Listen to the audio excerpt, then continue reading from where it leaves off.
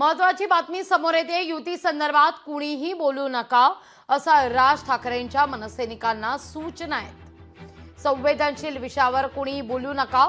परदेशात असल्यामुळे राज ठाकरेंनी या सूचना दिल्या असल्याचं कळतंय। उद्धव ठाकरे आणि राज ठाकरे युती संदर्भात आता चर्चा नको असं ते म्हणतायत। राज ठाकरे यांनी मनसे कार्यकर्त्यांना तसं कळवलेलंच आहे। 29 एप्रिलला राज ठाकरे मुंबईत आल्यावर युती संदर्भात बोलण्याची शक्यता वर्तवली जाते। युती संदर्भात आता कुणीही बोलू नका असं आता सांगण्यात आलेलं आहे।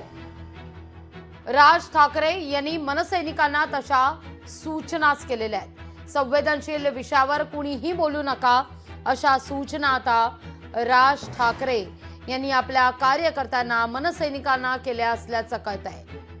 या सगळ्या संदर्भात 29 एप्रिलला परदेशात गेलेले राज ठाकरे मुंबईत आल्यानंतर बोलतील असं म्हटलं जात आहे। अधिक माहिती घेऊया आपले प्रतिनिधी उमेश करंजकर यांच्याकडून। उमेश, काय अधिक माहिती या सगळ्या संदर्भात? संवेदनशील विषयावर कुणीही व्यक्त होऊ नका अशा सूचना आहेत राज ठाकरे यांच्या। परदेशात असलेल्या राज ठाकरे यांनी मनसैनिकांना तशा सूचना जारी केलेल्या आहेत। नक्कीच लागली, कारण गेल्या 2 दिवसापासून ज्यावेळेस राज ठाकरे यांची मुलाखतीचा काही भाग समोर आला आणि त्यामधून उद्धव ठाकरे यांच्याशी युती करण्यासंदर्भात आपण समर्पक आहोत।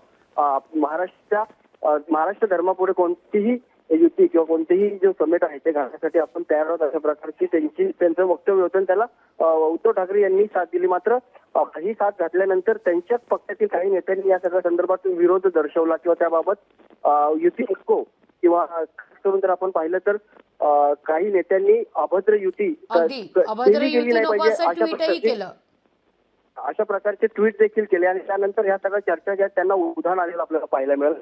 त्यामुळे या सगळ्या संदर्भात ही चर्चा नको।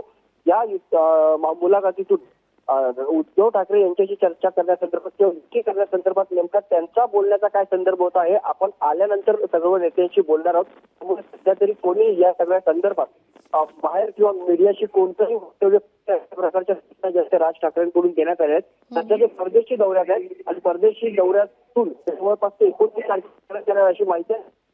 या सगळ्या संदर्भात आपल्या नेत्यांशी किंवा त्यांनी जी मुलाखत दिली उद्धव यांच्या युती संदर्भात ते जाहीर करणार आहे। निश्चित उमेश, धन्यवाद तुम्ही दिलेल्या एकूणच सविस्तर माहिती करता। लोकशाही मराठी ऐका, पहा, जागरूक रहा।